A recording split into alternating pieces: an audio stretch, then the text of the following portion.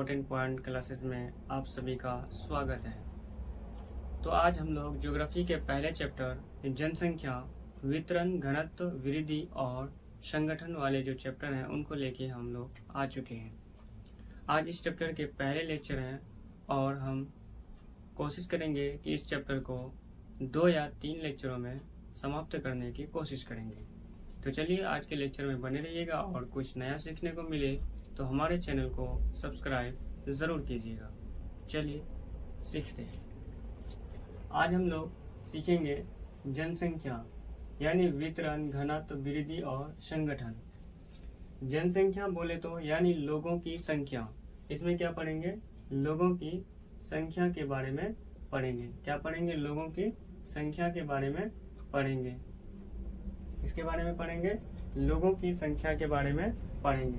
वितरण यानी कहाँ जनसंख्या का फैलाव किस प्रकार है, इसमें हम लोग पढ़ेंगे कि जनसंख्या का फैलाव किस प्रकार है, यानी तटीय क्षेत्र में, नदी क्षेत्र में कैसी है और मैदानी क्षेत्र में कैसा है, पर्वतीय क्षेत्र में कैसा है, इनके बारे में हम लोग पढ़ेंगे।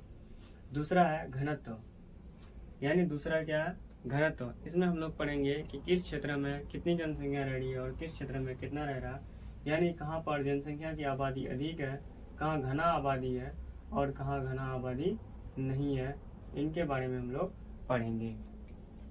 फिर तीसरा हम लोग पढ़ेंगे वृद्धि, यानी भारत में जनसंख्या वृद्धि दर कैसी रही है और किस प्रकार रही है और किस दर से हमारी भारत की जनसंख्या जो है वो बढ़ रही है, इसके बारे में हम लोग वृद्धि में पढ़ेंगे। चौथा पढ़ेंगे जनसंख्या संगठन, यानी भारत की जो जनसंख्या है इनमें सबसे ज्यादा लड़का है या लड़की है, यानी महिला है या पुरुष है, या किस धर्म के ज्यादा लोग हैं, किस धर्म के कम लोग हैं, इनके बारे में हम लोग संगठन में पढ़ेंगे। किसमें पढ़ेंगे? संगठन में पढ़ेंगे। तो चलिए हम लोग सबको एक एक करके समझते हैं और जानने का प्रयास करते हैं। तो पहला है क्या? पहला क्या है? जनसंख्या, यानी जनसंख्या की परिभाषा।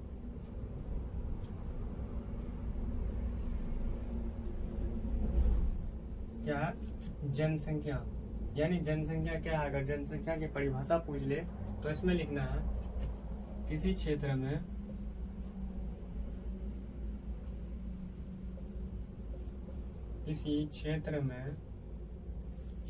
रहने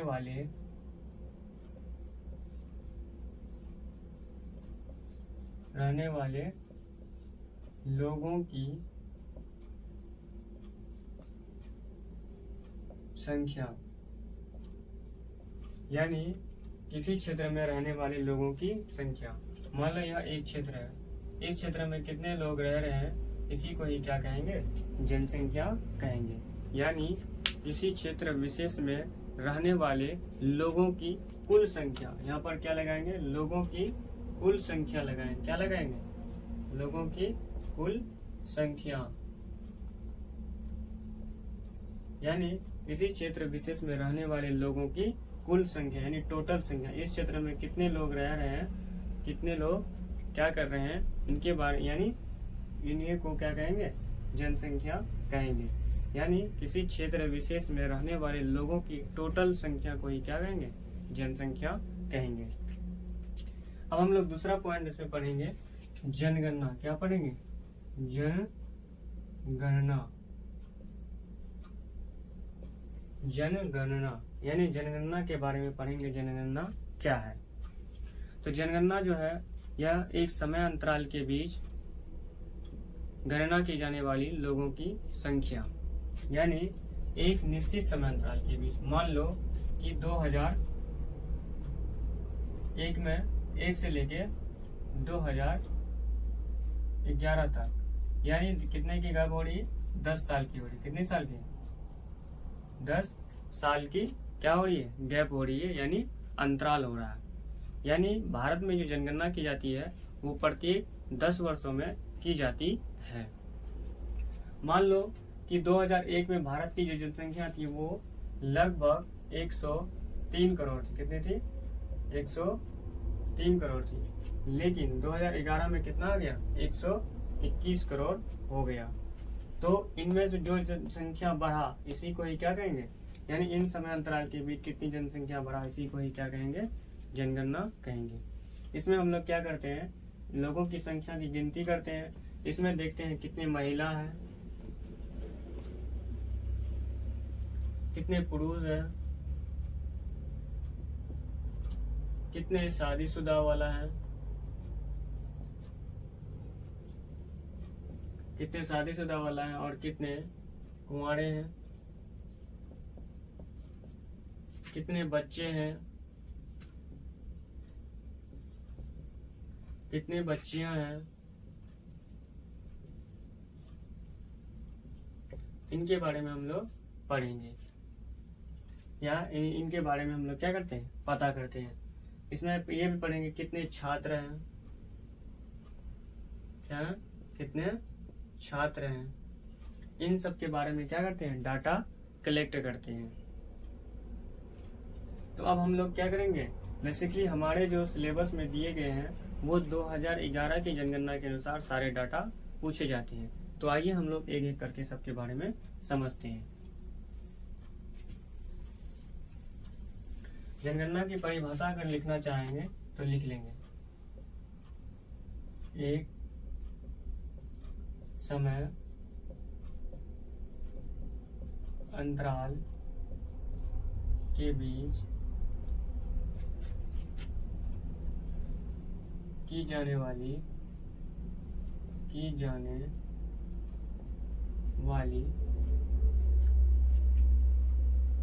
एक समय अंतराल के बीच की जाने वाली लोगों की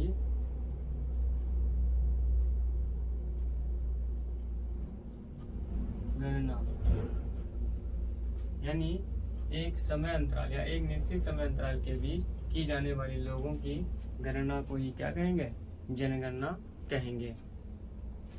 अब हम लोग पढ़ेंगे 2011 की जनगणना के अनुसार सारे डाटा के बारे में समझेंगे और पूछा जाएगा कि भारत की जो जनसंख्या है वो कितनी है, विश्व लेवल पर कितने नंबर पे आते हैं।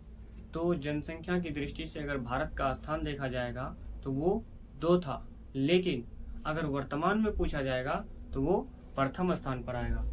यानी पहले जो था वो सेकंड था, कितना था, सेकंड नंबर पे था, लेकिन अब यानी वर्तमान में देखा जाए तो वो फर्स्ट नंबर पे आ चुके हैं। कौन, भारत। यानी भारत जो है वो जनसंख्या की दृष्टि से देखा जाए तो वो दुनिया में 1 नंबर पर आ गया है, यानी चीन को पछाड़ दिया है। 1 नंबर में पहले कौन था, चीन था, लेकिन अब जो है वो भारत हो गया है। तो आइए हम एक एक करके सबके बारे में समझते हैं।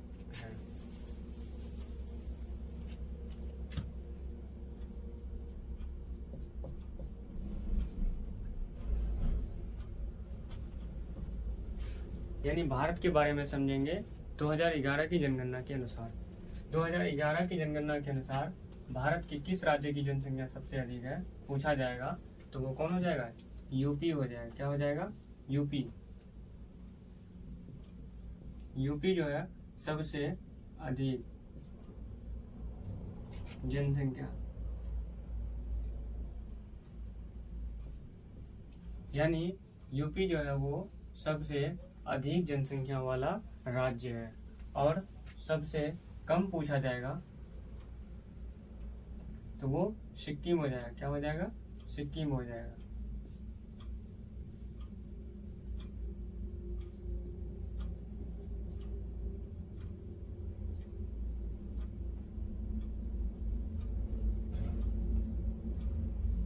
यानी सिक्किम जो राज्य है वो सबसे कम जनसंख्या वाला राज्य है। अगर पूछ लेगा कि सबसे अधिक जनसंख्या वाला केंद्र शासित प्रदेश जो कौन हो जाएगा, केंद्र शासित